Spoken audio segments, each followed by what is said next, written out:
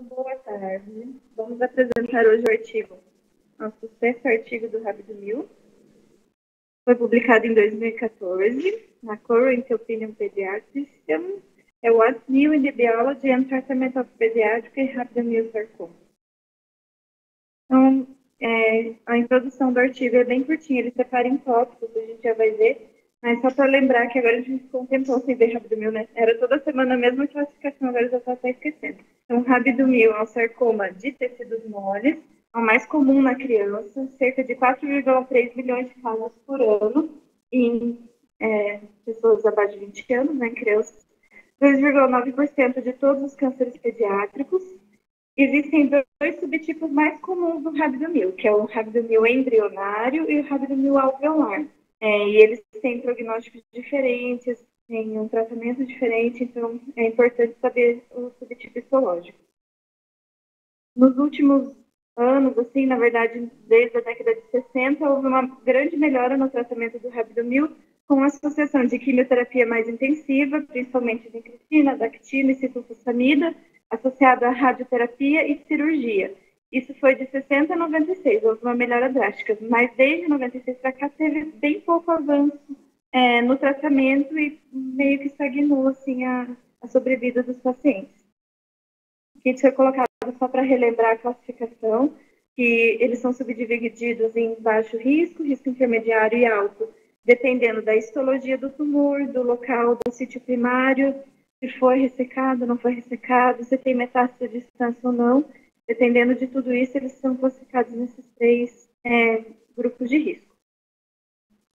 Então, a proposta da revisão deste artigo é citar os novos aspectos de biologia, diagnóstico, estratificação de risco, estadiamento e terapia do rabdomil pediátrico, avaliar o valor prognóstico da translocação do FOXO1, avaliar as alterações somáticas mais recorrentes, que podem ser potenciais alvos terapêuticos, e reavaliar a quimio e a rádio que já estão sendo utilizados. Então, de acordo com o subgrupo que ele dividiu no artigo, meio que um subgrupo não tem nada a ver com o outro, então são tópicos diferentes. Então, o primeiro tópico é subgrupos prognósticos do rabdomil alveolar. O rabdomil alveolar é o que tem pior prognóstico, ele é mais agressivo. Então, eles queriam ver se tem alguma genética, alguma molécula que seja capaz de prever o prognóstico desses pacientes, que mude o tratamento. Então, a maioria dos rabdomils alveolares apresenta a fusão desse gene que é o FOXO1. Ele está lá no cromossomo 13 e dele vai se ligar ou ao cromossomo 2 ou ao cromossomo 1. Se liga ao cromossomo 2 é o FOXO1 PAX3 e se é o cromossomo 1 é o PAX7. E que tenha essa fusão desse gene. Aí ele coloca vários autores que já estudaram esse gene. Daviottini e os colaboradores viram que os rabdomils alveolares com a fusão negativa, que não tinham essa fusão, nem com o PAX3 nem com o PAX7, eles eram molecularmente indistinguíveis dos rabdomils embrionários. Então, se prevê que quem não tem essa fusão não tem um prognóstico tão ruim quanto os outros rabdomils alveolares. Williamson e também colaboradores também viram basicamente a mesma coisa. Rabdomils sem a mutação, sem a fusão, são clinicamente também similares aos rabdomils embrionários. O Grupo Cooperativo de Estudos de Sarcomas de Tecidos Moles fez também o mesmo estudo, mas não encontrou correlação. E o Grupo de Terapias Inovadoras para Crianças encontrou como um marcador prognóstico chave no rabdomilsarcoma. Então, a conclusão é que ter a mutação FOXO1, a fusão do gene FOXO1 com PAX3 ou PAX7 confere um pior prognóstico aos rabdomils alveolares. E também, do contrário, quem não tem a fusão talvez pode receber um tratamento mais leve, eles são mais parecidos com o rabdomil embrionário. Rudzinski também colocou uma outra questão.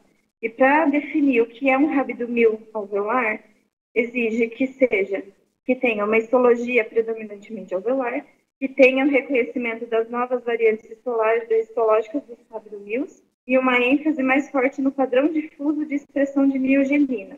Ele, revisando vários laudos que já tinham sido dados de rabdomils alveolares, viram que se ele seguisse esses critérios, 1/3 dos pacientes que eram dados como alveolares, na verdade, eram embrionários na histologia. Então, é difícil de dar o laudo histológico. Então, ele acha que, além do que já foi estudado, de que muda o prognóstico, ter a fusão testada do FOXO1 ou não, ajuda a reclassificar esses pacientes mais corretamente, porque muitos estão sendo tratados mais agressivamente e não precisaria. Então, todos os tumores deveriam ser reclassificados de acordo com a fusão do FOXO1 ou não, né? Se tiver ou não. O COG, eles tiraram de um estudo que eles chegaram à conclusão de que estudar a fusão do FOXO1 ia ter alguma mudança no prognóstico, né? Porque não vale a pena você gastar um dinheirão e fazer essa mutação se não vai mudar o prognóstico. Então, eles viram que o prognóstico mudava nos pacientes de risco intermediário. Era justamente aqueles que não ficavam na dúvida ali se era alveolar ou não, tinha um comportamento intermediário. Então, nesses, ver a fusão e mudar para tratamento mais leve ou mais agressivo fez diferença, nos outros não. Mas eles colocam que a nova ênfase é avaliar o status da fusão, ao invés de só o subtipo histológico para a estratificação de risco, e isso vai refletir nos futuros estudos do COG, do grupo federativo. Então, isso em relação à fusão, né? Os artigos que a gente viu mais novos também falam a mesma coisa, né? Que o certo é avaliar a fusão, que pode reclassificar a doença de acordo com o status da fusão. Em relação aos avanços básicos da ciência, em relação ao rabdomil. Então, sabe-se que o rabdomilsarcoma, em geral, era conhecido como um tumor vindo de células progenitoras musculares, mas a origem bem certinha era desconhecida. Então, a descrição clássica é que ele se desenvolve a partir de células progenitoras musculares, porque ele expressa marcadores semelhantes ao músculo esquelético. Mas aí surgiam algumas dúvidas, por exemplo, rabdomil na bexiga, na próstata, na árvore biliar, que não tem músculo estriado, são músculo liso e também tem rabdomil. Então, qual seria a real origem do tumor? Hartley fez um estudo em ratos que avaliou justamente qual a origem das células dos tumores, e ele conseguiu chegar a uma linhagem de adipócitos que estavam gerando rabdomil, através da ativação da via do Hedgehog, igual do meduloblastoma, é a mesma, por um alelo smooth net oncogênico. Ele explica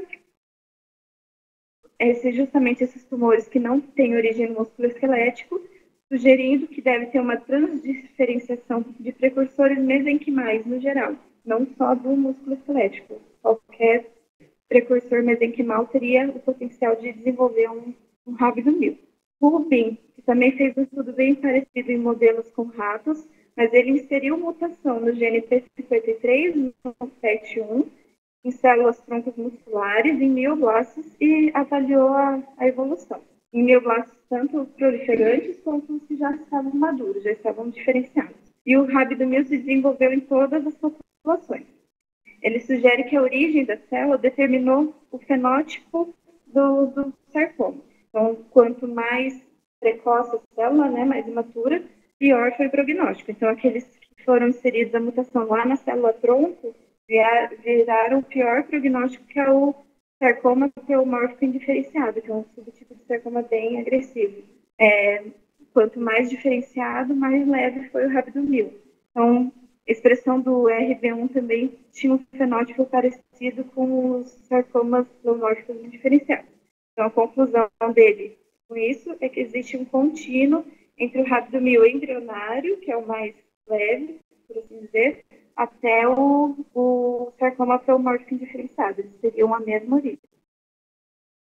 McCary estudou o papel das modificações epigenéticas, que são as mutações lá no DNA, nas bases do DNA mesmo.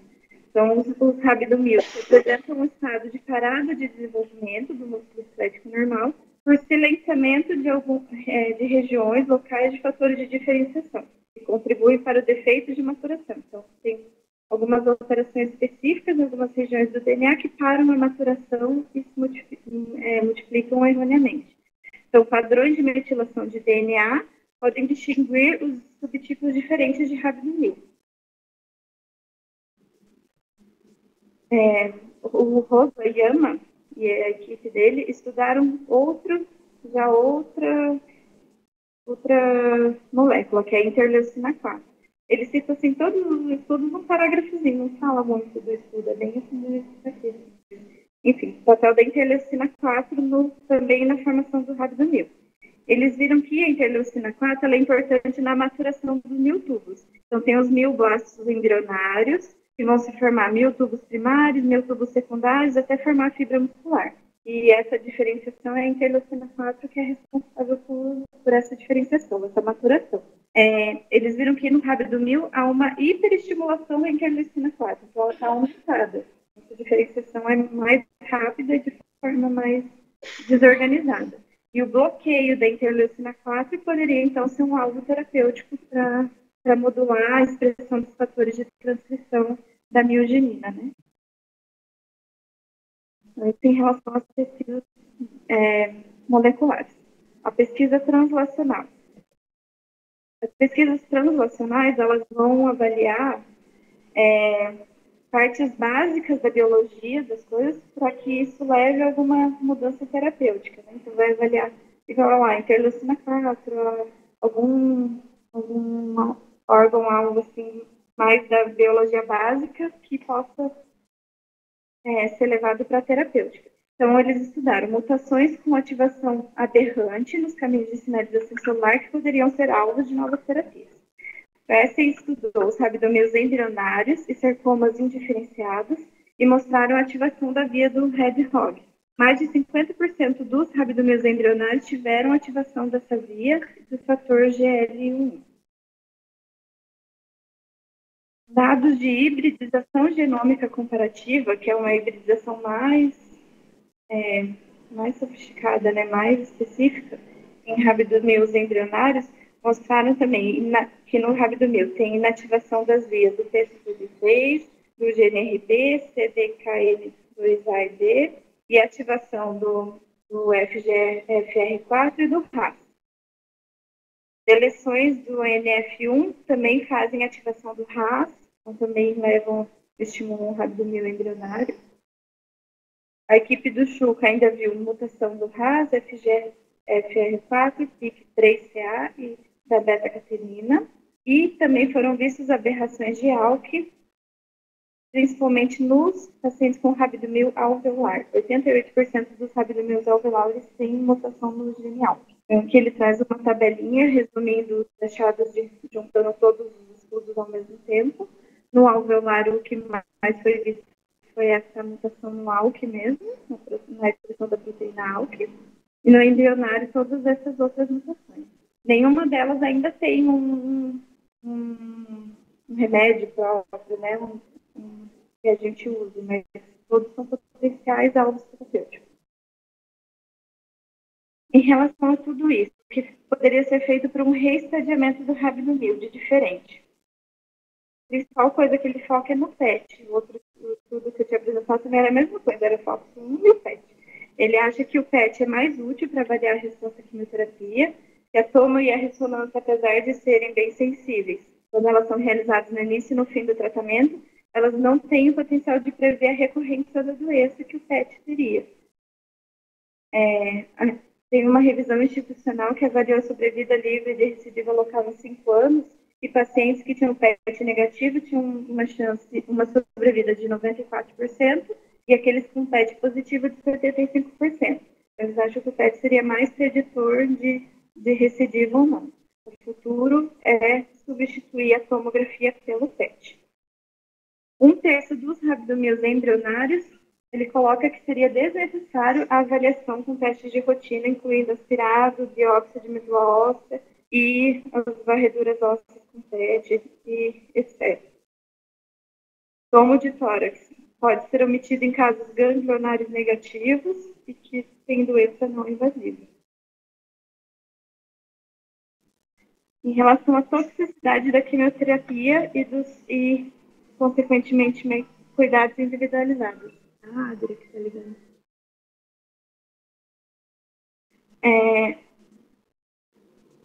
A quimioterapia que é utilizada hoje em dia tem muitos efeitos cumulativos e efeitos colaterais. Ele coloca aqui, o aumento da tensão está sendo dedicado à compreensão da toxicidade, porque o problema é você fazer muita química e ter muitos efeitos colaterais depois. Os piores grupos para toxicidade são crianças pequenas, menores que 1 ano, e as maiores que 10 anos. O estudo do COG SD 9803 avaliaram que crianças menores que 1 ano tiveram altas taxas de hepatopatia com as doses comuns de quimioterapia, que era usada para todo mundo, e, portanto, tiveram reduções nas doses do esquema VAC, que é vincristina, actino e ciclofosfamida para lactase. O risco de toxicidade com a dactino não se correlaciona com o aumento da exposição cumulativa ao medicamento, então não está relacionado com a dose ou com o tempo. É uma susceptibilidade específica do paciente, então cada um tem uma susceptibilidade maior ou menor, uma sensibilidade maior ou menor, não está relacionado com dose nem tempo. E os adolescentes têm menos toxicidade hematológica. Pacientes com baixo IMC, um percentil menor que 5, ou aqueles que perdem peso significativo, também são desnutridos, né? Tem maior toxicidade. Pacientes com baixo IMC, além de ter maior toxicidade, têm menor sobrevida. Então, futura que tenham intervenções nutricionais precoces e mais agressivas para minimizar a toxicidade. Não fala de diminuir a dose, fala de cuidar mais para eles não se desnutrirem. Isso de toxicidade. Redução da intensidade da dose. O mesmo estudo do COG, 9803. Randomizaram pacientes de rabdomil de risco intermediário para utilizar o esquema clássico VAC contra o VAC, alternando com vincristina, tupotecano e ciclofosfamida. No total, foram 617 pacientes, seguiram por média de 4,3 anos. A sobrevida livre de eventos em 4 anos foi 73% só com VAC e 68% no VAC, alternando com o tupotecano. Um P que não foi significativo. Então, ele coloca aqui, os dois subgrupos tiveram desfechos semelhantes, mas que houve redução de 20% no total de ciclofosfamida no braço que alternou com o tupotecano. Então, apesar de no final dar na mesma, ele sugere que reduza esse protocolo de alternado, justamente por reduzir a toxicidade pela ciclo. Outro estudo do COG, que é o 9602, testou reduções no tratamento do rabdomil de baixo risco em 2 subgrupos. O subgrupo A era de menor risco, com rabdomil estadio 1, grupo 1 ou 2A, órbita do grupo 3 e estadio 2, grupo 1. Fizeram só vincristina e actina. E o grupo B, que era o rabdomil embrionário também, estadio 1, grupo 2, B, C, estadio 1, grupo 3, não orbitário, estadio 2, grupo 2, estadio 3, grupo 1 e 2. Daí fizeram vincristina, actina e ciclo. No total foram 13 ciclos de VAC, totalizando uma ciclo acumulada de 28,6 gramas. A eliminação completa da ciclofosfamida no subgrupo A resultou numa sobrevida livre de eventos em 5 anos de 81%, e no subgrupo B, a sobrevida foi de 85%. Foram dados semelhantes. Mas ele não conclui de, então, vamos fazer sem a ciclofosfamida. Os dados foram semelhantes. Outro estudo do COG, que estudou rabdomil primários vaginais, tratados com baixa dose de ciclofosfamida, que ele considerou baixa dose 4,8 gramas, e mais controle local, para minimizar a radiocirurgia. A incidência de recidiva local em 5 anos foi de 43%, contra 26% no COG com maior taxa, né, que era o COG antes, com maior dose cumulativa de ciclofosfamida, mas foi 43% de recidiva local, na dose alta foi 26%. Mas eles consideraram que a omissão da radioterapia que foi a causa mais provável dessa piora. Eles misturaram duas coisas, baixaram a ciclofosfamida e tiraram a radioterapia. Aí não deu certo. Eles acham que não deu certo porque tirou a radioterapia, não pela baixa dose da ciclofosfamida. Outro estudo da CIOP comparou a QT padrão com a QT intensiva em pacientes rabdomil não metastáticos de alto risco. Foram 385 pacientes. O primeiro ciclo foi com ifosfamida, vincristina e actino, e depois eles randomizaram em 2 grupos. que repetia o mesmo ciclo e outro que repetia IVA, alternando com carbobotina, etoposida e vincristina, ou IFO, vincristina e etoposida. E a conclusão deles foi que intensificar a quimio não melhorou a sobrevida, não reduziu a intensidade da terapia local, então não houve melhora em tentar alternar esse ciclo. Em relação à radioterapia, otimizando a dose de radioterapia, ele coloca aqui alguns fatores importantes para você ponderar de reduzir ou até de omitir a radioterapia. Primeiro, que os rabdomios de baixo risco têm um desfecho favorável, verdade que não seria necessário.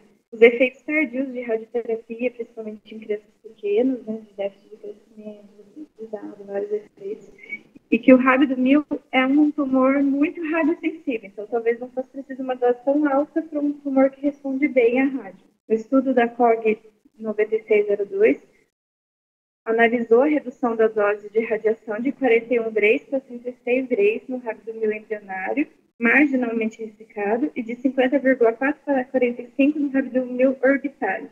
E essa redução não comprometeu o resultado, tiveram resultados semelhantes. Crianças muito pequenas ou pacientes com sítios primários pélvicos são candidatos específicos para a omissão da radioterapia devido ao impacto profundo sobre o crescimento, os efeitos colaterais. Ele coloca que não, a reduzir não teve tanto comprometimento e que nessas crianças pequenas e na pelve deveria ser ponderado de nem fazer. Porém, omitir a radioterapia, no geral, quase todos os estudos têm uma maior taxa de recorrência. Rabdomil de bexiga e próstata tem um risco de recidiva um pouco maior, mas uma sobrevida global semelhante em comparação à estratégia COG com radioterapia. Outro estudo da COG que analisou quase 700 pacientes com rabdomil que apresentavam doença residual microscópica pós-ópio, no grupo 2. A maioria deles teve recorrência no leito operatório, quando omitiu a radioterapia. Lactentes com rabdomilsarcoma apresentaram maior taxa de recorrência da doença, e provavelmente é porque não se faz radioterapia nesses pequenininhos. Avaliando a toxicidade tardia e o risco de falha do tratamento, os dados continuam a apoiar que tem que fazer radioterapia para otimizar a cura. Apesar de alguns estudos sugerirem que talvez tivesse muito efeito colateral, nenhum deles conseguiu provar que quem ficou sem rádio não recidivou depois, teve um pior desfecho. Existe uma nova modalidade que é a radioterapia modulada por intensidade. Então, ela consegue cobrir um alvo melhor com menor dose de radiação nos órgãos adjacentes. Você consegue focar mais no tumor. Ele sugere, claro, que o ideal seria todo mundo fazer essa radioterapia modulada por intensidade. Estudo do COGITS, com 179 pacientes. Ele coloca que a técnica de radioterapia variou muito conforme o serviço, mas ele pegou todos que tinham feito essa radioterapia modulada. Então, avaliou a radioterapia modulada contra a radioterapia 3D. A sobrevida livre de eventos em 5 anos foram iguais nos dois tipos de rádio, mas a rádio modulada por intensidade teve menos toxicidade em tumores paramenídeos, fez menos dermatite e menos trombocitopenia. Repensando a doença linfonodal, outro tópico, pacientes que têm linfonodos positivos. Então, o rabdomil ele tem um alto risco de desenvolvimento linfonodal e de recidiva, né, justamente nesses locais. Então, a doença nodal, por si só, é um marcador prognóstico independente de doença, né? Só de ter o marcador linfonodo já é um pior prognóstico. Rabdomil alveolares e primários de extremidades é pior ainda se tiver o linfonodo positivo. O IRS-4, na sua estatística, 23% dos pacientes na apresentação já tinham envolvimento linfonodal. É mais comum em pacientes mais velhos, no rabdomil alveolar, em tumores maiores, tumores em alguns locais anatômicos específicos, como períneum, reto peritônio, das extremidades, bexiga e próstata, parameningite e paratesticular. Pacientes que necessitam estadiamento cirúrgico, obrigatoriamente têm que coletar os linfonodos para ver se são positivos ou não. Pacientes com rabdomil em extremidades e paratesticular em maior que 10 anos. Esses, invariavelmente, têm que coletar os linfonodos na hora da cirurgia. Os bancos de dados da vigilância e epidemiologia colocaram como resultados finais que 40% dos pacientes com mais que 10 anos e rápido mil paracesticular tinham doença linfonodal na apresentação. A sobrevida global em 5 anos foi melhor para pacientes que tiveram ressecção dos linfonodos durante a cirurgia, foi 92% contra 76% de quem não fez a ressecção total dos linfonodos. A adição de radioterapia melhorou a sobrevida em 5 anos dos pacientes com linfonodo positivo. 90% em quem fez rádio, contra 36% em quem não fez rádio. E fazer a rádio não, ressecar os linfonodos ou não, obviamente não teve diferença em quem não tinha linfonodo acometido.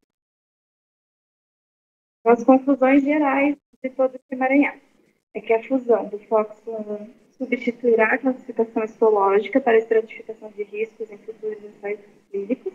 A análise genômica é importante, apesar de ainda não ter nada muito concreto. São potenciais alvos terapêuticos para poder diminuir um pouco a toxicidade dos quimioterápicos. Os recentes estudos de quimio não conseguiram melhorar o resultado, diminuindo dose, tentando mudar o esquema, não teve grandes melhorias, apesar da introdução de terapias mais novas ou mais intensivas. E os futuros ensaios clínicos deverão refinar, focar em reduzir a rádio ou omitir a rádio, principalmente para crianças mais jovens.